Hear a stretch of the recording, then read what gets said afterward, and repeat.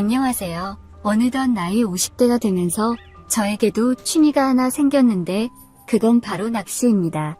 그때는 나른하면서 평범한 일상이 끝나갈 무렵 주말이 찾아오는 금요일이었습니다. 저는 강태공 같은 낚시 친구가 한 명 있는데 바로 용준이라는 놈입니다. 이 친구와 함께 이곳저곳에 낚시를 자주 가곤 했었죠. 하루는 전화가 와서 받아보니 친구 용준이었고, 용준이가 이번 주 낚시 갈 거냐고 물어보길래 당연히 간다고 대답했고, 친구 용준이가 이번엔 좋은 곳 받은 데가 있다면서 그곳으로 주말 낚시를 가자고 했습니다. 그러자 용준이가 이번엔 우리 집사람도 따라간다고 했다면서 저보고도 이번에 집사람 데리고 같이 가자고 하더군요.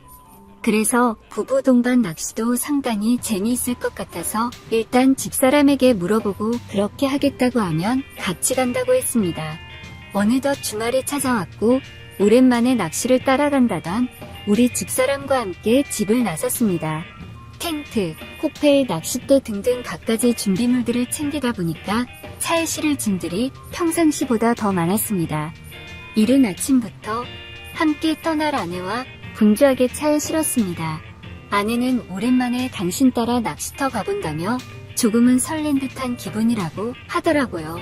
그래서 저도 흐뭇했고 오랜만에 우리 내외랑 친구 용준이 내외가 함께하는 자리라서 의미가 깊게 다가온다더군요. 차를 타고 30분 정도 달리니 중간 지점에서 만나기로 한 용준이 차가 있습니다. 그때 친구 용준이에게 전화가 오더군요. 자신이 먼저 앞장서서 갈 테니 뒤따라오라는 전화였습니다.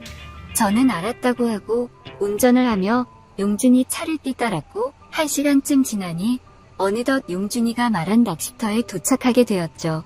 드넓은 호수가 보였고 주위엔 산으로 둘러싸여 있고 정말 한적하니 너무나 좋은 곳이었습니다. 우리 내외와 용준이 내외는 차에서 내려 서로 가볍게 인사를 한 뒤 텐트를 치기 시작했습니다. 아내들은 여기 정말 좋다고 하면서 이런데 어떻게 알았냐고 정말 얼굴빛이 설레는 소녀들처럼 보이더군요. 그렇게 텐트를 다 쳤고 용준이와 전 바쁘게 입질이 잘 올 것 같은 곳으로 가서 낚싯대를 설치했습니다. 용준이가 하는 말이 여기서 손맛을 많이 봤다고 하며 저번에 내가 여기서 얼척 잉어 한 마리 잡았다면서 오늘도 왠지 그럴 것 같다며 흥분된 느낌을 감추지 못하더군요. 아내들은 식사 준비에 여념이 없었습니다. 가지고 온 버너에 불을 켜고 코펠에 밥과 찌개를 끓이기 시작했습니다. 보글보글 찌개 끓이는 소리가 들리기 시작했고 그때 용준이가 메기 한 마리를 금세 잡았다면서 이거라도 빨리 손질해서 찌개에 넣자고 하더군요. 그러자 아내들이 더욱더 분주하게 움직였고 찌개에서 갑자기 메기 매운탕으로 메뉴가 급히 변경되었죠. 그리고 우리는 맛있게 식사를 했습니다. 여기까지 모처럼 아내들과 왔는데 술이 빠지면 섭섭하죠. 아내들과 소주를 나눠 마시며 이런저런 옛날 얘기들을 꺼내기 시작했습니다. 우리가 함께 살아온 평범하지만 재밌었던 그때의 이야기들 말이죠. 나이를 1살, 2살 먹으면서 예전 이야기들을 추억하니 술맛이 더욱더 달더군요. 그리고 모처럼 이렇게 다 함께 모이니 저 역시도 기분이 좋았답니다. 그러다 보니 우리들은 건배하며 술을 물 마시듯 기분 좋게 들이켰고 아내들은 홀짝홀짝 매운탕과 함께 소주를 잘도 마시더군요. 그러면서 더욱더 분위기는 고조되기 시작했고 흥에 겨운 술자리가 깊어지기 시작했습니다. 그렇게 즐거운 시간을 보내던 도중 뭔가 걸려든 것 같아 우린 서로 놀라 낚싯대를 들어 올렸는데 역시나 큰 얼척잉어였습니다. 아내들은 그거 보고 완전히 신기해하고 서로 박수치고 난리가 나더군요. 그 기분에 더욱더 분위기는 고조되고 업되어서 우리는 소주를 거의 8병을 함께 나눠 마셨습니다. 그러자 아내들은 술을 많이 마셔서 너무나 피곤하다며 각자의 텐트에 먼저 들어간다고 하더군요. 아까 텐트 칠 때 우리 텐트 하나, 용준이네 텐트 하나 해서 2개의 텐트를 쳤는데 아내들은 그렇게 그 텐트 안으로 각자 한 명씩 들어가서 잠을 청하기 시작했습니다. 친구 용준이와 함께 저는 어느덧 어두워진 밤낚시를 조금 즐기다가 우리도 피곤하고 술 기운이 올라서 각자 텐트로 들어갔죠. 잠시 1시간 정도만 눈만 붙이러 들어갔고 잠이 들었습니다. 그런데 슬슬 소변이 마렵더군요. 그래서 텐트 밖으로 나와 소변을 보고 있는데 그때 친구 용준이도 텐트 밖으로 나왔습니다. 그러면서는 이렇게 좋은 곳에 왔는데 아쉽다면서 술 한잔 더 하자고 하더군요. 뭐 좋다고 하면서 늦은 낚시터에서 운치 있게 친구랑 술 한잔 더 했습니다. 그랬더니 어느덧 우린 정말 해롱해롱 필름이 끊길 정도로 취해버렸고 이제는 더 마시지도 못할 지경에 이르러 서로 텐트에 들어가 잠을 청하게 되었죠. 텐트 속에서 아내는 정말 잠을 잘 자고 있었는데 제가 들락날락하는 게 좀 느껴졌는지 왜 안 자고 자꾸 들락날락하냐고 하는데 술에 취한 상태에 내 아내의 목소리를 들어봐도 이건 분명 우리 아내 목소리가 아니었습니다. 이 목소리의 정체는 친구 용준이 와이프 목소리였죠. 저는 술에 진탕 취해 너무 힘도 없고 도저히 다시 텐트 밖으로 나갈 힘도 없어서 그냥 알면서도 그 자리에서 뻗어서 누웠는데 용준이 와이프가 갑자기 누워있는 저보고 여보 이런데 와서 텐트 안에서 자니까 너무 좋다면서 왠지 집에서보다 당신에게 더 잘할 것 같다고 하는데 그 말을 듣자 잠이 벌떡 깨는 것 같았답니다. 그러고 상황을 보니 제가 술에 취해 그만 용준이네 텐트로 잘못 들어간 거고 용준이 와이프는 제가 용준인 거로 착각하고 있는 거죠. 어느새 시간은 어두운 밤이었고 모기와 벌레가 많이 끌어서 텐트에는 조명을 꺼놓은 상태였거든요. 그러니 불빛 하나 제대로 들어오지 않았으며 아내들과 우리들은 서로 술에 취해 있는 상태이니 각자의 파트너가 바뀐 걸 잘 몰랐던 겁니다. 아무튼 용준이 와이프의 그런 말을 들으니 슬슬 제 몸은 땀에 젖어갔답니다. 왜냐면 긴장감이 감돌았거든요. 이쯤에서 갑자기 용준이 와이프 보고 저 용준이가 아니라고 말하기도 뭐하고 그래서 그냥 가만히 있었는데 그때 용준이 와이프가 갑자기 누워있는 저에게 갑자기 본인의 화끈한 기술들을 선보였습니다. 그러다가 새벽 아침이 밝아오기 시작했고 저는 새벽 내내 용준이 와이프 때문에 잠도 한숨 못 잤습니다. 보통 여자가 아니더군요. 제가 이렇게 여기서 이러고 있을 동안 또 우리 와이프와 용준이 생각이 나더라고요. 우리가 서로 잘못 찾아 들어가서 와이프들이 텐트 안에서 뒤바뀐 만큼 내가 용준이 와이프와 함께 이 텐트에서 밤을 보냈다면 분명 용준이도 내 아내와 함께 밤을 보냈다는 걸 생각하니 영 마음이 찝찝했습니다. 하지만 분명 용준이는 술에 진탕 취했었고 잘못 들어갔어도 뻗어서 잠만 잤으리라 여겼고 아내 역시도 술이 약한 편이라 텐트 안에서 내내 실컷 잠만 잤으리라 생각했습니다. 저는 용준이 와이프가 잠을 자는 걸 틈타 몰래 텐트 안에서 나왔고 용준이도 그때 마침 눈을 비비며 아무것도 잘못된 게 없었다는 듯이 우리 부부의 텐트 안에서 먼저 나오더군요. 용준이 아랫도리를 보니 안심이 됐습니다. 아무 일도 없던 것 같았죠. 그리곤 그 뒤 아내들이 깨어서 일어났고 아침 공기를 쐬며 산책도 잠시 하고 아침도 맛있게 해서 먹고 이제 슬슬 집으로 돌아갈 준비를 했답니다. 우리 부부는 차를 타기 전 먼저 용준이 내외랑 인사를 했고 용준이 와이프는 나랑 어제 일이 아무것도 생각이 안 난다는 듯이 그냥 편하게 인사하고 헤어졌답니다. 그런 뒤 저는 와이프랑 집으로 돌아가기 위해 차에 올랐는데 아내가 그때 말을 하더군요. 여보, 어제는 정말 당신 같지 않더라. 그래서 제가 그게 무슨 말이냐고 하니까 당신이 그렇게 대단한지 어제 처음 알았다면서 그러기에 집에서도 진작에 그렇게 좀 하라고 하는데 이게 당최 무슨 말인지 그러면서 너무나 좋았다고 하면서 당신의 진면목을 보려면 집에서 함께 부부 생활을 하는 게 아닌 이렇게 종종 당신 따라 낚시터도 오고 텐트 안에서 자면서 당신에 대해 더 알아가야겠다고 말하더군요. 그 말을 들으니 저는 머릿속이 하얘졌습니다. 근데 한편으로는 다행이라고 생각이 들었습니다. 왜냐하면 용준이 아내도 그런 말을 용준이에게 할 수도 있는데 적어도 서로에게 오해는 안 할 수도 있겠다는 생각이 들었으니까요. 아무튼 이게 참 기분이 찝찝하면서도 묘한 경험을 하고 나니 어안이 벙벙합니다.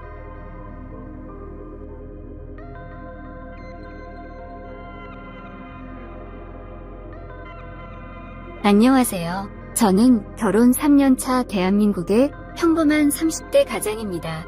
얼마 전 경험했던 아찔한 이야기에 대해서 한번 이야기해보겠습니다. 저희 아내는 정말 미인입니다. 아내뿐만 아니라 저희 처갓집이 전부 다 미인이에요. 장모님도 연세에 비해 정말 동안이고 미인이시고 우리 와이프는 제가 처녀 시절부터 몇 달을 졸졸 따라다닐 정도로 저희 동네에서는 나름 유명했던 미인입니다. 얼굴도 예쁘고 몸매는 더 예쁩니다. 결혼한 이후에도 바다로 휴가를 가거나 하면 와이프의 수영복 입은 모습을 보고 20대부터 50대 남자들까지 모두 다 군침을 흘리며 쳐다봅니다.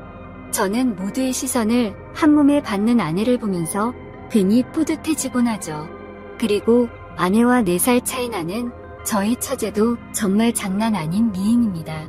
처제는 본인의 외모를 활용해서 본인을 모델로 한 쇼핑몰을 하고 있는데 여성복을 파는 쇼핑몰이지만 왠지 모르게 여자보다는 남자 손님이 많다고 합니다. 외모도 예쁘고 능력 있는 처제라서 어딜 가든지 남자가 줄줄 따라다닙니다. 하지만 처제는 이상하게도 최근 몇 년간 남자친구 만나는 걸 본 적이 없어요. 말로는 남자에 관심 없고 이러는 게 더 좋다고는 하지만 한참 젊고 예쁜데 주변에 멋지고 잘생긴 남자가 한 트럭은 될 텐데 남자에 관심이 없다는 게 저는 이해가 가질 않더라고요. 하지만 어차피 제가 데리고 살 것도 아니고 본인 인생 본인이 알아서 하겠지 하고 그냥 신경 쓰지 않기로 했습니다. 저는 아내와 결혼하기 전에 작은 중소기업에서 대리로 일하고 있었는데 결혼하고 나니 처제의 쇼핑몰 사업이 워낙 커지는 바람에 지금은 처제 밑에서 일하고 있습니다. 주변 친구들에게 처제가 사장이라고 하면 저보고 한심하다고 자존심도 없냐고 하지만 처제가 결혼 선물로 외제차를 사줬다고 하면 다들 아무 말도 못합니다. 남자 자존심이 밥 먹여주는 시대도 아니고 이전에 다니던 중소기업보다 월급도 2배가 넘게 주는데 그걸 마다할 바보가 어디 있습니까? 회사 내에서는 모두 6명이 일을 하고 있는데 저 빼고 모두 여자입니다. 젊은 여성복을 판매하는 일이라 전부 20대 여자들인데 패션 회사인 만큼 다들 스타일도 좋고 한미모하는 사람들이라 어떨 때는 제가 눈둘 곳이 없을 만큼 사내 분위기는 천국과도 같습니다. 오죽했으면 처제가 저를 자기 회사에 들여보내면서 절대로 한눈 팔고 바람 피면 안 된다고 신신당부를 할 정도였겠습니까? 하지만 아무리 다른 사람들이 예쁘다고 한들 저희 와이프의 미모에 비할 수 있는 사람은 아무도 없었기 때문에 저는 바람 근처도 가지 않고 지금까지 잘 버티고 있었어요. 하지만 올 초에 저희 와이프가 임신을 하게 되면서 상황이 달라졌습니다. 저는 그전까지는 빨리 아이를 가졌으면 좋겠다는 생각만 하고 있었는데 막상 아내가 아이를 가졌더니만 정말 큰 문제가 생기더라고요. 아내와 부부관계를 전혀 할 수가 없는 겁니다. 인터넷으로 찾아보니 어떻게 잘 조심하면 가능하다고는 하는데 아내는 뱃속의 아이에게 모성애가 강하게 생겨서 그런 건지 절대로 안 된답니다. 안 되는 정도가 아니라 자기 몸에 손도 못 대게 합니다. 제 나이 30대 초반에 한창 왕성할 나이인데 아름다운 아내를 건드리지도 못하고 그냥 지켜보기만 한다는 것은 고문이나 마찬가지입니다. 거기에다 저희 와이프가 임신한 뒤로부터 아내를 끔찍이 생각하는 장모님이 허구한 날 저희 집에 죽치고 사는 바람에 사실상 제가 처가집에서 살고 있는 거나 마찬가지인 상황이 이어졌습니다. 집에 장모님이 계시다 보니 제가 혼자 해결할 수 있는 분위기도 아니었고 몇 달 동안 아무것도 못하고 불만이 쌓여가고 있었습니다. 그러다 얼마 전에 사건이 하나 터졌는데 아내와 장모님이 태교 여행인지 뭔지 갑자기 제주도로 3박 4일 여행을 간다는 겁니다. 저는 요즘 같은 시국에 무슨 그런 걸 가냐고 물었더니 아무것도 모르면 가만히 있으랍니다. 제가 뭐 힘 있습니까? 그냥 가만히 있을 수밖에요. 없는 돈에 잘 다녀오시라고 장모님께 50만 원 용돈 드리고 김포공항까지 배웅해 드렸어요. 아참, 저희는 장인어른이 일찍 돌아가셔서 장모님밖에 안 계십니다. 아무튼 김포공항에 장모와 아내를 배웅해 놓고 저는 혼자서 조용히 집으로 돌아왔어요. 아내가 없어서 슬픈 것보다는 4일 동안 혼자 있을 수 있다는 사실이 너무나도 기쁘기만 했습니다. 컴퓨터로 동영상도 실컷 보고 그동안 임신한 아내 눈치 보느라고 못 먹었던 술도 오늘 밤새도록 회랑 소주 실컷 먹어야겠다고 생각하면서 집으로 달려왔죠. 아무도 없는 줄 알고 콧노래까지 흥얼거리며 현관문을 열었더니 어머 형부, 언니 없어서 그렇게 좋아요? 콧노래까지 부르시네. 세상에 그새 처제가 우리 집에 와 있는 겁니다. 아내랑 장모는 제주도 갔는데 대체 이게 무슨 일인가 싶었더니 제 와이프가 제가 딴짓하지 못하게 감시하라고 4일 동안 처제 보고 우리 집에서 제 밥 챙겨주면서 지켜보고 있으라고 했답니다. 진짜 해도 너무하다 싶었어요. 제가 바람을 피울 것도 아니고 그저 혼자서 즐거운 시간 좀 보내고 싶었던 것인데 자기 놀러가는 순간까지도 나를 관리하려고 하다니 정말 다행인 건 처제도 술을 좋아했기 때문에 아내 없는 동안 집에서 술 먹는 건 허용을 해주더군요. 당장 그날 저녁에 배달 음식 시켜놓고 마트에서 소주 사다가 처제와 바로 한잔했습니다. 아니 처제, 정말 해도 너무하는 거 아니야?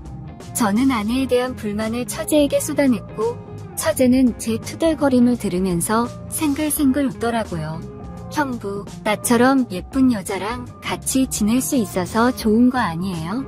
다른 남자들은 나랑 밥 한 번 먹겠다고 줄을 서는데 진짜 형부는 복 받은 줄 알아야 해요. 사실 그게 어느 정도는 맞는 말이죠. 처제가 진짜 예쁘고 인기 많은 건 사실이니까요. 제가 형부만 아니라면 저 같은 사람과 처제가 같이 마주 앉아서 밥 먹고 술 먹는 게 어디 가당키나 한 일이겠습니까? 둘이서 신나게 한 잔, 두 잔 술을 마시고 있다 보니 시간도 흐르고 어느새 둘이서 5병을 마셨더라고요. 평소 같으면 이 정도 마셔도 끄떡없었는데 아내 때문에 몇 달 동안 술을 못 먹다 보니 그때 이미 저는 거의 만취 상태였습니다. 처제는 아직 한참이라 혼자서 더 마신다고 해서 그대로 거실에 두고 저는 혼자서 안방에 들어가서 침대에 쓰러지듯 누웠어요. 얼마나 많이 취했는지 눕자마자 그대로 잠이 들었습니다. 한참 자다 새벽에 일어났는데 목이 너무 말라 거실로 나갔더니 처제가 그대로 식탁에 앉아서 술을 마시다가 그대로 엎드려 자고 있었습니다. 짧은 티셔츠에 손바닥만한 반바지를 입고 있어서 정말 그대로 다 들여다 보일 정도였기 때문에 눈을 둘 곳을 못 찾겠더라고요. 일단 그대로 놔뒀다가는 감기에 걸릴 것 같아서 처제를 흔들어 깨웠습니다. 처제, 일어나봐. 여기서 자면 감기 걸려. 혼자서 몇 병을 더 마셨는지 제가 아무리 흔들어도 일어날 생각을 하질 않더군요. 결국 어쩔 수 없이 그대로 처제를 부축해서 일으켜 세웠습니다. 처제가 제 아내보다 키도 좀 크고 볼륨이 더 좋다 보니 조금 더 무거운 듯 했어요. 어디를 잡으면서 부축해야 할지 참 애매한 순간이었지만 힘없이 늘어지는 처제를 부축하고 장모님이 쓰고 계시던 손님방으로 향했습니다. 침대 위에 처제를 눕히는데 갑자기 처제가 잠꼬대를 하는지 저를 끌어당기더라고요. 순간 처제의 바디워시 냄새와 술 냄새가 섞여서 좋은 향기가 제 코 속으로 훅 들어왔고 정신을 차릴 수가 없더라고요. 정말 처제만 아니라면 그 순간 이성을 놓아버렸을지도 모릅니다. 하지만 아내와 장모님의 얼굴을 떠올리면서 저는 필사적으로 참았어요. 이건 말도 안 되는 거잖아요. 혼자서 머릿속으로 애국가도 불러보고 어떻게든 진정한 다음에 처제의 품 안에서 조용히 빠져나오기 위해서 슬금슬금 몸을 일으켰습니다. 그러자 처제가 갑자기 잠꼬대를 하는 건지 제게 입을 맞추기 시작했고 그때까지 간신히 붙들고 있던 제 이성도 날아가 버렸습니다. 미친 듯이 입술을 맞추고 5단으로 손까지 들어갔죠. 술에 취해서 몸에 힘이 없는 처제라 제가 모든 걸 다했습니다. 마음속에 응어리진 그 욕구를 다 쏟아냈죠. 정말 황홀한 순간이었지만 짧게 스쳐 지나갔습니다. 마음 놓고 천천히 길게 즐기지는 못하겠더라고요. 솔직히 제가 정말로 잘못한 게 맞지만 누구든 그런 상황에서는 정신 차리기 쉽지 않을 거라고 생각합니다. 그래도 한 가지 다행인 건 처제가 정말 인사불성으로 취해서 그날 밤에 있었던 일을 기억하지 못할 것 같았어요. 술에 취해 기절해 있는 처제를 재우고 저는 새벽에 몰래 제 방으로 다시 돌아왔습니다. 방금 무슨 일이 일어난 건지 두근거리는 심장이 진정되지 않았고 처제의 향기를 지우기 위해서 그 새벽에 샤워까지 하고 잤습니다. 다음날 아침 출근하기 위해서 같이 일어나서 해장도 못하고 차에 탔는데 조수석에 타있던 처제가 제 얼굴을 빤히 쳐다보면서 형부 정말 좋았어 라고 하는 겁니다. 진짜 순간 심장이 떨어져서 심장마비에 걸리는 줄 알았어요. 처제는 처음부터 술에 취한 것도 아니고 다 알고 있었던 겁니다. 그때부터 4일 동안은 정말 일 끝마치고 집에 돌아와서 처제와 만리장성을 쌓았습니다. 한두 번이 아니었습니다. 진짜 그야말로 만리장성을 쌓는 욕망의 파티였습니다. 그러면 안 된다고 생각은 했지만 생각뿐이었고 몸은 제 말을 듣지 않았어요. 오죽했으면 나중에는 젊은 남녀를 한 집에 두고 놀러간 아내와 장모님이 잘못이라는 생각까지 들더라고요. 그리고 마지막 4일째 장모님과 아내가 돌아오는 날이었습니다. 오후 4시쯤 인천공항으로 돌아오는 비행기였기 때문에 저는 안심하고 있었어요. 그때는 처제와 둘이 대놓고 안방에서 자고 있을 때였는데 그날은 일요일이었기 때문에 푹 자고 천천히 일어나서 아내와 장모님 마중을 나갈 생각이었습니다. 한참 자고 있었는데 왠지 그런 기분 있지 않습니까? 누가 나를 지켜보고 있다는 기분이 들어서 살짝 눈을 떠보니 누군가가 침대 앞에 우두커니 서서 저와 처제를 내려다보고 있더라고요. 진짜 저는 순간 저승사자가 저를 잡으러 온 줄로만 알았습니다. 그 저승사자는 바로 장모님이었고 저와 눈이 마주치자마자 뛰어나가서 칼국수 해먹을 때 쓰는 홍두깨를 가져와서 저와 처제를 두들겨 패기 시작했습니다. 정말 천만다행인 건 아내가 자기 친구한테 선물 주고 온다고 중간에 내렸고 장모님만 먼저 집에 들어온 것이었어요.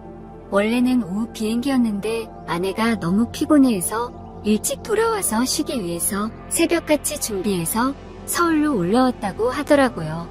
저와 처제는 장모님에게 두들겨 맞아서 두들겨 맞은 채로 장모님께 싹싹 빌었고 화가 머리끝까지 났던 장모님은 한참을 저희 둘을 씩씩거리며 노려보다가 그래도 딴 여자랑 바람 안 난 게 다행인 건지 하시면서 그냥 이거는 우리만 아는 비밀로 하자고 넘어갔습니다.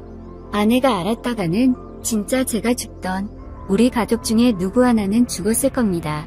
그날 이후 장모님과 처제 그리고 저만 아는 비밀이 생겼고 아내는 절대 모르게 죽을 때까지 무덤까지 가지고 들어가기로 하고 살고 있습니다.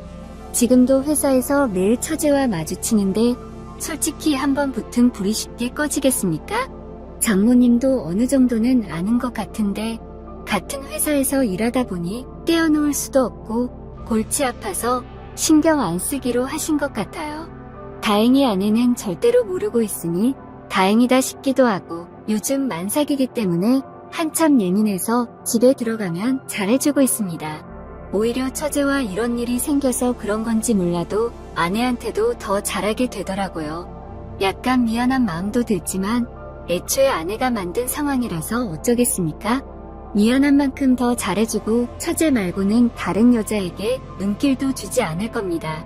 그리고 무엇보다 저의 기술에 처제가 너무 만족하고 있다는 걸 느끼고 있습니다. 저를 인정해주는 사람에게 저도 더 열심히 하게 되더라고요.